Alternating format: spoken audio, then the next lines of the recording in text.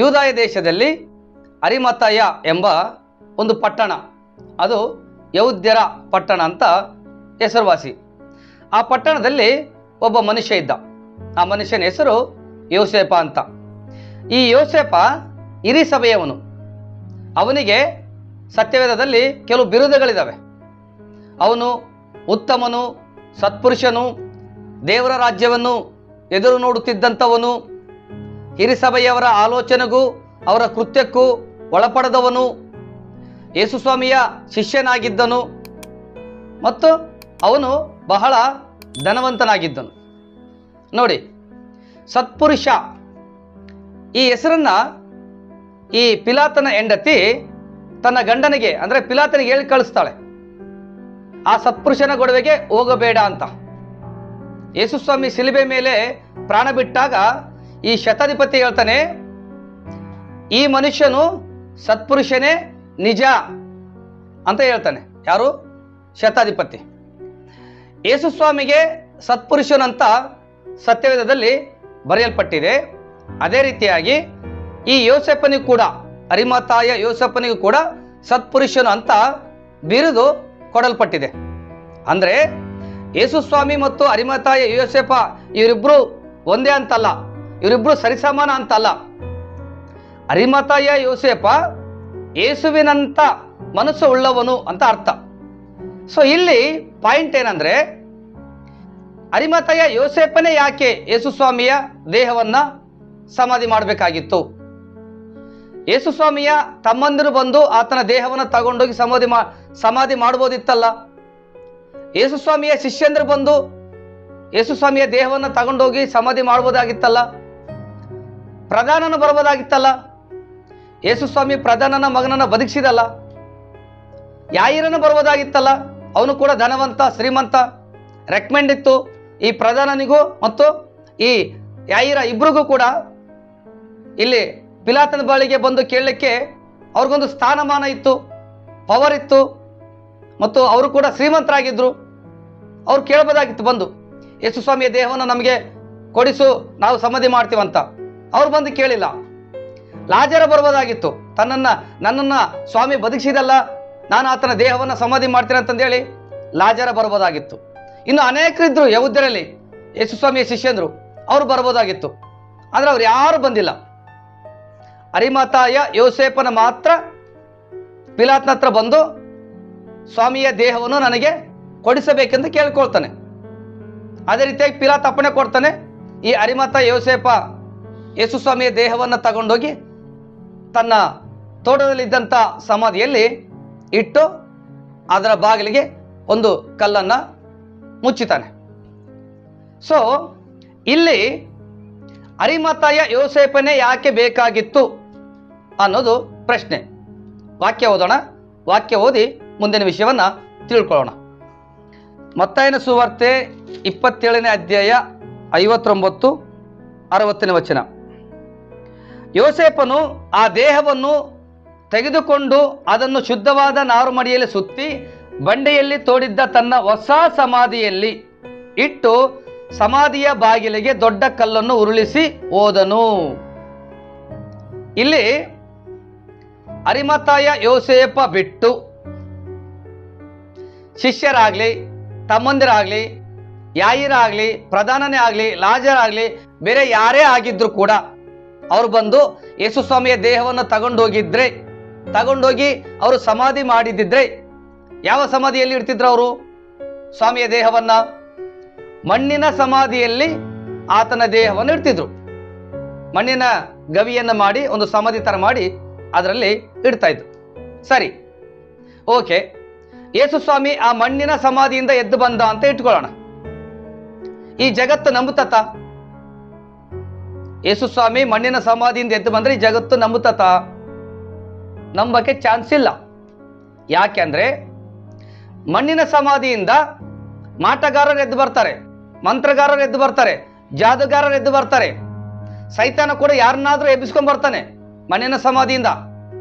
ಯಾಕಂದ್ರೆ ಅವನು ನಂಬಿಕೆ ಇಲ್ಲದವರ ಮನಸ್ಸನ್ನು ಮಂಕು ಮಾಡುವವನು, ಜೊತೆಗೆ ಪ್ರಕಾಶ ರೂಪವುಳ್ಳ ದೇವದೂತನ ವೇಷವನ್ನ ಹಾಕಿಕೊಳ್ಳುವಂಥವನು. ಯಾರು? ಸೈತಾನ. ನಾವು ಸತ್ಯವೇದದಲ್ಲಿ ನೋಡ್ತೀವಲ್ಲ, ಅವನು ಮಹತ್ ಕಾರ್ಯಗಳನ್ನ, ಅದ್ಭುತ ಕಾರ್ಯಗಳನ್ನು ಮಾಡಲಿಕ್ಕೆ ಅವನಿಗೆ ಶಕ್ತಿ ಇದೆ. ಪ್ರಕಟಣೆಯಲ್ಲಿ ನೋಡಿದಾಗ ವಿಗ್ರಹಕ್ಕೆ ಜೀವ ಕೊಡುವಂತ ಶಕ್ತಿ ಅವನಿಗಿದೆ. ಯಾರಿಗೆ? ಸೈತಾನನಿಗೆ. ಯೇಸು ಸ್ವಾಮಿ ಮಣ್ಣಿನ ಸಮಾಧಿಯಿಂದ ಎದ್ದು ಬಂದ್ರೆ ಸೈತಾನ ಈ ರೀತಿಯಾಗಿ ಹೇಳ್ತಾನೆ, ಇಲ್ಲ ಇಲ್ಲ, ಸಮಾಧಿಯಿಂದ ದೇಹವನ್ನ ಕದ್ದುಕೊಂಡೋಗಿ ಬದುಕಿಸಿಕೊಂಡು ತಗೊಂಡ್ಬಂದಿದ್ದಾರೆ, ಸಾವನ್ನು ಗೆದ್ದು ಬಂದಿಲ್ಲ, ದೇಹವನ್ನ ತಗೊಂಡೋಗಿ ಏನೋ ಮಂತ್ರಗಳನ್ನ ಮಂತ್ರಿಸಿ ಜೀವ ತುಂಬಿ ತಗೊಂಡು ಬಂದಿದ್ದಾರೆ ಅಂತಂದೇಳಿ ಹೇಳಲಿಕ್ಕೆ ಸೈತಾನಗೂ ಕೂಡ ಚಾನ್ಸು ಮಾರ್ಗ ಇದೆ. ಅದಕ್ಕೆ ನೋಡ್ರಿ, ಯಹೂದ್ಯರು ಪಿಲಾತ್ನ ಹತ್ರ ಬರ್ತಾರೆ. ಯಾವತ್ತು? ಸಬ್ಬತ್ ದಿನದಂದು, ಶನಿವಾರದಂದು. ಅಂದ್ರೆ ಯಹೂದ್ಯರ ಪ್ರಕಾರ ಸೌರಣೆಯ ದಿನ ಅಂದ್ರೆ ಶುಕ್ರವಾರ, ಸಬ್ಬತ್ ದಿನ ಅಂದ್ರೆ ಶನಿವಾರ. ಹಳೆ ಒಡಂಬಡಿಕೆ ಪ್ರಕಾರ ಹೇಳ್ತದೆ ನಾನು, ಹೊಸ ಒಡಂಬಡಿಕೆ ಪ್ರಕಾರ ಅಲ್ಲ. ಯೇಸುವೆ ಪುನರುತ್ಥಾನ ಹೊಂದಿದ ಮೇಲೆ ಭಾನುವಾರ ಪುನರುತ್ಥಾನದ ದಿನ. ಇದು ಈಗ ನಮಗೆ ಸಬ್ಬತ್ ದಿನ ಈಗ. ಆದ್ರೆ ನಾನು ಹೇಳ್ತಕ್ಕಂಥದ್ದು ಹಳೆ ಒಡಂಬಡಿಕೆ ಪ್ರಕಾರ ಯೇಸು ಸ್ವಾಮಿ ಪುನರುತ್ಥಾನ ಹೊಂದೋದಕ್ಕಿಂತ ಮುಂಚಿನ ದಿನವನ್ನು ಹೇಳ್ತಾ ಇದ್ದೀನಿ ನಾನು. ಯಹೂದ್ಯರಿಗೆ ಶನಿವಾರ ಸಬ್ಬತ್ ದಿನ. ಅವರು ಪಿಲಾತ್ನ ಹತ್ರ ಹೋಗ್ತಾರೆ, ಹೋಗಿ ಈ ರೀತಿಯಾಗಿ ಹೇಳ್ತಾರೆ, ಆ ಮೋಸಗಾರನು ಅಂತ ಹೇಳ್ತಾರೆ. ಬೇಕಾದ್ರೆ ಆ ವಾಕ್ಯ ಕೂಡ ಓದೋಣ. ಅದೇ ಮತ್ತಾಯನ ಸುವಾರ್ತೆ 27ನೇ ಅಧ್ಯಾಯ 62ರಿಂದ 66ರವರೆಗೆ. ಮರುದಿನ ಅಂದರೆ ಸೌರಣೆಯ ದಿನ ಕಳೆದ ಮೇಲೆ ಮಹಾಯಾಜಕರು ಪರಿಸಾಯರು ಪಿಲಾತನ ಬಳಿಗೆ ಕೂಡಿ ಬಂದು, ದೊರೆಯೇ, ಆ ಮೋಸಗಾರನು ಬದುಕಿದ್ದಾಗ ತಾನು 3 ದಿನದ ಮೇಲೆ ಹೇಳುತ್ತೇನೆ ಅಂತ ಹೇಳಿದ್ದು ನಮ್ಮ ನೆನಪಿಗೆ ಬಂತು. ನೋಡ್ರಿ, ಪಿಲಾತನಿಗೇನು ದೊರೆಯೇ ಅಂತ ಕರೀತಾರೆ, ಯೇಸು ಸ್ವಾಮಿಗೇನು ಮೋಸಗಾರ ಅಂತ ಕರೀತಾರೆ.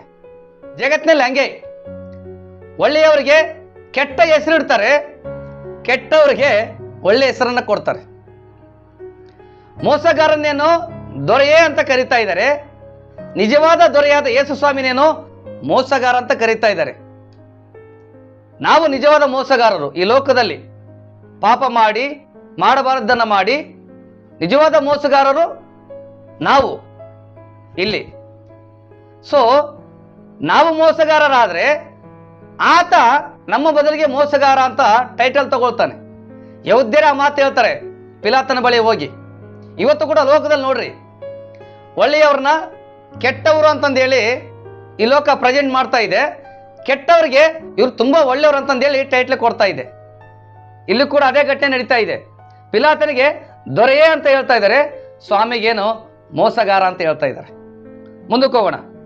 ನಮ್ಮ ನೆನಪಿಗೆ ಬಂತು, ಆದ ಕಾರಣ 3ನೆಯ ದಿನದ ತನಕ ಸಮಾಧಿಯನ್ನು ಭದ್ರ ಮಾಡಿ ಕಾಯುವುದಕ್ಕೆ ಅಪ್ಪಣೆ ಕೊಡಬೇಕು, ಇಲ್ಲದಿದ್ದರೆ ಅವನ ಶಿಷ್ಯರು ಬಂದು ಅವನನ್ನು ಕದ್ದುಕೊಂಡು ಹೋಗಿ ಸತ್ತವನು ಬದುಕಿ ಬಂದಿದ್ದಾನೆ ಎಂದು ಹೇಳಾರು.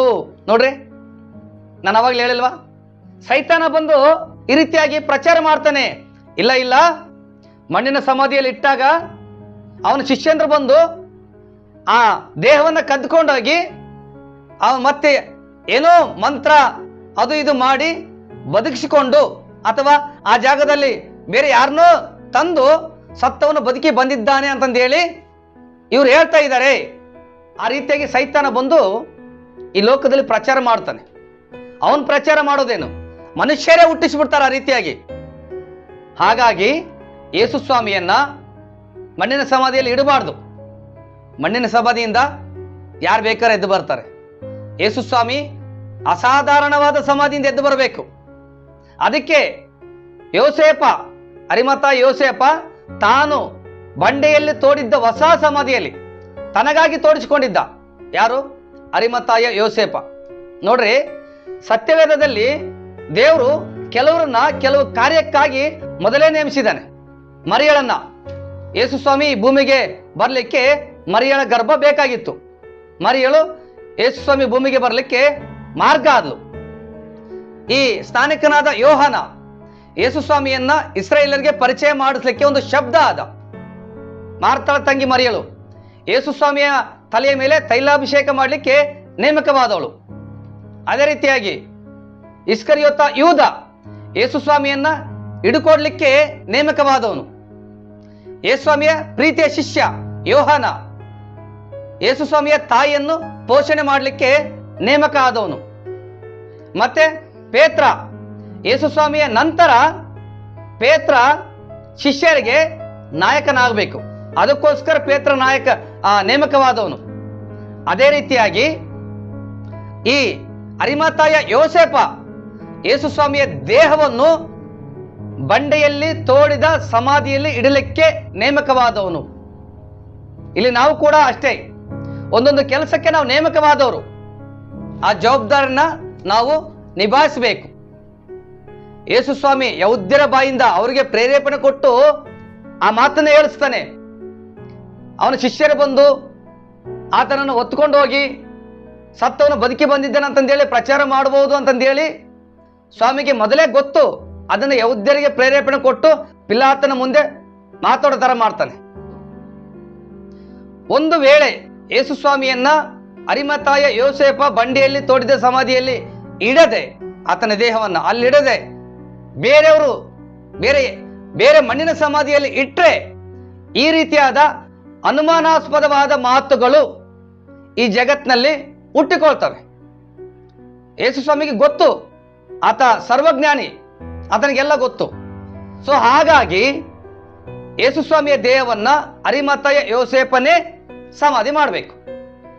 ಸೊ ಅದಕ್ಕೆ ಸ್ವಾಮಿ ಏನ್ ಮಾಡಿದ, ಯಹೂದ್ಯರನ್ನ, ಪರಿಸರನ್ನ, ಮಹಾಯಾಜಕರನ್ನ ಪ್ರೇರೇಪಿಸಿದ. ನೀವು ಹೋಗ್ರಿ, ಪಿಲಾತನ ಬಳಿಗೆ ಹೋಗ್ರಿ, ಈ ರೀತಿಯಾಗಿ ಹೇಳಿ ಪರ್ಮಿಷನ್ ತಗೊಂಡು ಬಂದು ಈ ಬಂಡೆಯಲ್ಲಿ ತೋಡಿದ ಸಮಾಧಿಯನ್ನು ಭದ್ರ ಮಾಡ್ರಿ ಅಂತ ಅವ್ರಿಗೆ ಪ್ರೇರೇಪಣೆ ಕೊಡ್ತಾನೆ. ಅದಕ್ಕೆ ಅವ್ರು ಹೋಗಿ ಪಿಲಾತನ ಕೇಳ್ಕೊಳ್ತಾರೆ. ಕೇಳಿಕೊಂಡಾಗ ಪಿಲಾತ ಈ ರೀತಿಯಾಗಿ ಹೇಳ್ತಾನೆ, 27ನೇ ಅಧ್ಯಾಯ 65-66. ಪಿಲಾತನು ಅವರಿಗೆ, ಕಾವಲುಗಾರರನ್ನು ತಕ್ಕೊಳ್ಳಿ, ಹೋಗಿ ನಿಮಗೆ ತಿಳಿದ ಹಾಗೆ ಭದ್ರ ಮಾಡಿ ಕಾಯಿರಿ ಎಂದು ಹೇಳಲಾಗಿ ಅವರು ಹೊರಟು ಕಾವಲುಗಾರರೊಂದಿಗೆ ಆ ಕಲ್ಲಿಗೆ ಮುದ್ರೆ ಹಾಕಿ ಸಮಾಧಿಯನ್ನು ಭದ್ರ ಮಾಡಿದರು. ನೋಡ್ರಿ, ಬಂಡೆಯಲ್ಲಿ ತೋಡಿದ ಸಮಾಧಿಯಲ್ಲಿ ಸ್ವಾಮಿಯ ದೇಹ ಇಟ್ಟು ಅದರ ಬಾಗಿಲಿಗೆ ಒಂದು ದೊಡ್ಡ ಕಲ್ಲನ್ನು ತಳ್ಳಿ ಅದಕ್ಕೆ ಭದ್ರತೆ ಬೇಕು. ಅಸಾಧಾರಣ ರೀತಿಯಲ್ಲಿ ಸ್ವಾಮಿ ಎದ್ದು ಬರಬೇಕು. ಮಾಮೂಲು ರೀತಿಯಾಗಿ ಎದ್ದು ಬಂದ್ರೆ ಸ್ವಾಮಿ ಈ ಜಗತ್ತಿಗೆ ದೇವರಂತ ಪ್ರೂವ್ ಮಾಡಿಕೊಂಡ್ರು ಜನ ನಂಬಲ್ಲ, ಸೈತನ ಅಡ್ಡಿ ಮಾಡ್ತಾನೆ. ಅದಕ್ಕೆ ಸ್ವಾಮಿ ಪ್ರೇರೇಪಣೆ ಕೊಡ್ತಾನೆ ಯಹೂದ್ಯರಿಗೆ, ಮಹಾಯಾಜಕರಿಗೆ, ಪರಿಸರಿಗೆ. ಅವರು ಅದೇ ಪ್ರಕಾರವಾಗಿ ಮಾಡ್ತಾರೆ. ಬಿಬ್ಲಿಕಲ್ ಪಂಡಿತರು ಹೇಳೋ ಪ್ರಕಾರವಾಗಿ, ಇತಿಹಾಸಕಾರರು ಹೇಳೋ ಪ್ರಕಾರವಾಗಿ ಅವರು ಕಾವಲುಗಾರರನ್ನ ಕರ್ಕೊಂಡು ಬಂದು ಆ ಬಾಗಿಲಿಗೆ ಮುಚ್ಚಿದ್ದಂತ ಆ ಕಲ್ಲಿಗೆ ಸೆಂಟರ್ ಪಾಯಿಂಟ್ ಅಲ್ಲಿ ಒಂದು ಹೋಲು ಮಾಡಿ ಮೊಳೆ ಹೊಡಿತಾರಂತೆ. ದಪ್ಪವಾದ ಮೊಳೆ ಹೊಡಿತಾರಂತೆ. ಈ ಏನು ಉಳಿ ಇರುತ್ತಲ್ಲ, ಉಳಿ ತರ ಮೊಳೆ, ಆ ರೀತಿಯಾಗಿ ಮೊಳೆ ಹೊಡೆದು ಎಕ್ಸ್ ಆಕಾರದಲ್ಲಿ ಅದಕ್ಕೆ ಚೈನ್ ಕಟ್ತಾರಂತೆ. ರೈಟ್ ಸೈಡ್ಗೆ ಅಪ್ಪರಲ್ಲಿ ಒಂದು ಮೊಳೆ ಹೊಡೆದು ಅಲ್ಲಿಂದ ಈ ಬಾಗಿಲಿಗೆ ತಳಿದ ಕಲ್ಲಿತ್ತಲ್ಲ, ಆ ಕಲ್ಲಿನಿಂದ ಹಿಡ್ಕೊಂಡು ರೈಟ್ ಸೈಡ್ ಅಪ್ಪರ್ ಸೈಡ್ ಅಲ್ಲಿ ಒಂದು ಮೊಳೆ ಹೊಡೆದು ಚೈನ್ ಕಟ್ತಾರಂತೆ.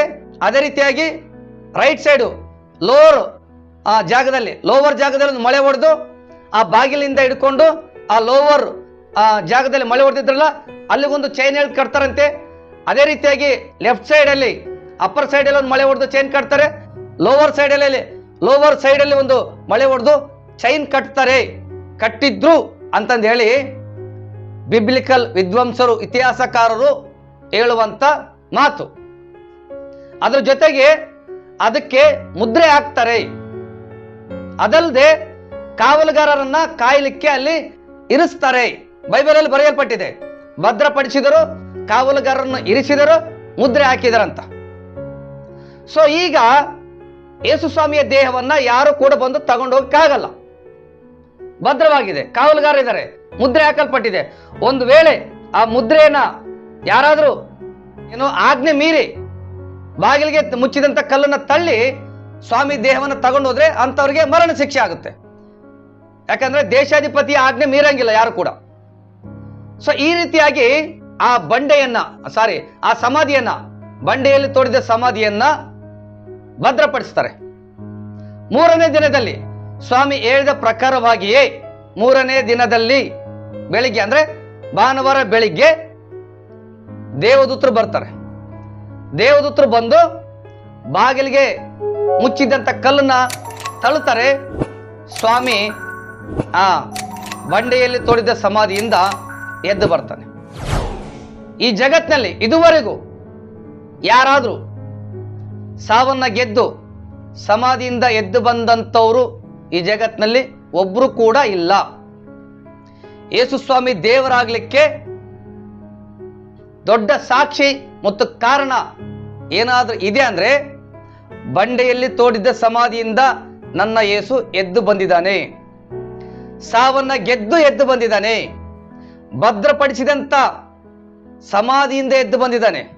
ಸಾಧಾರಣವಾದ ಸಮಾಧಿ ಅಲ್ಲ, ಬಂಡೆಯ ಸಮಾಧಿ, ಭದ್ರಪಡಿಸಿದಂತ ಸಮಾಧಿ, ಮುದ್ರೆ ಹಾಕಲ್ಪಟ್ಟ ಸಮಾಧಿ, ಮತ್ತೆ ಕಾವಲು ಇದ್ದಂತ ಸಮಾಧಿ. ಆ ಸಮಾಧಿನ ಕಾವಲು ಕಾದಿದ್ರು. ಈ ಜಗತ್ನಲ್ಲಿ ಸೃಷ್ಟಿಕರ್ತನು ಯೇಸು ಸ್ವಾಮಿಯೇ, ಸಾವನ್ನ ಗೆದ್ದಾತನು ಕೂಡ ಯೇಸು ಸ್ವಾಮಿಯೇ, ಲೋಕದ ಪಾಪ ಪರಿಹಾರಕ್ಕಾಗಿ ಸತ್ತದ್ದು ಕೂಡ ಯೇಸು ಸ್ವಾಮಿ ಒಬ್ಬರೇ.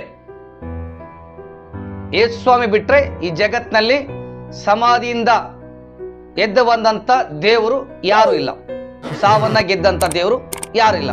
ಅದಕ್ಕೇನೆ ಇಡೀ ಜಗತ್ನಲ್ಲಿ 60% ಹೆಚ್ಚು ಜನರು ಯೇಸು ಸ್ವಾಮಿಯನ್ನ ದೇವರು ಅಂತ ಅಂಗೀಕಾರ ಮಾಡಿಕೊಂಡಿದ್ದಾರೆ. ಇವತ್ತು ಈ ವಿಡಿಯೋ ನೋಡುವಂತ ನಿಮ್ಮಲ್ಲಿ ಯಾರಾದರೂ ಇನ್ನೂ ಯೇಸು ಸ್ವಾಮಿಯನ್ನ ನಂಬಿಲ್ಲ ಅಂತಂದ್ರೆ, ಇಂಥ ದೇವರು ಬೇರೆ ಎಲ್ಲಾದ್ರೂ ಇದ್ರೆ ತೋರಿಸ್ರಿ. ಇಂಥ ದೇವರು, ಸಮಾಧಿಯಿಂದ ಎದ್ದು ಬಂದಂತ ದೇವರು, ನಿಮಗೆ ಸ್ವರ್ಗಕ್ಕೆ ಹೋಗ್ಬೇಕನ್ನ ಆಸೆ ಇದ್ರೆ, ನಿತ್ಯ ಜೀವ ಅನುಭವಿಸ್ಬೇಕನ್ನ ಆಸೆ ನಿರೀಕ್ಷೆ ಇದ್ರೆ ಯೇಸು ಸ್ವಾಮಿಯನ್ನ ನಂಬ್ರಿ. ನಿಜವಾದ ದೇವರು, ಸಾವನ್ನ ಗೆದ್ದಂತ ದೇವರು. ಆತನನ್ನ ನಂಬಿದವರು ಸತ್ತರೂ ಕೂಡ ಬದುಕ್ತಾರೆ ಅಂತ ಸತ್ಯವೇದ ಹೇಳುತ್ತೆ.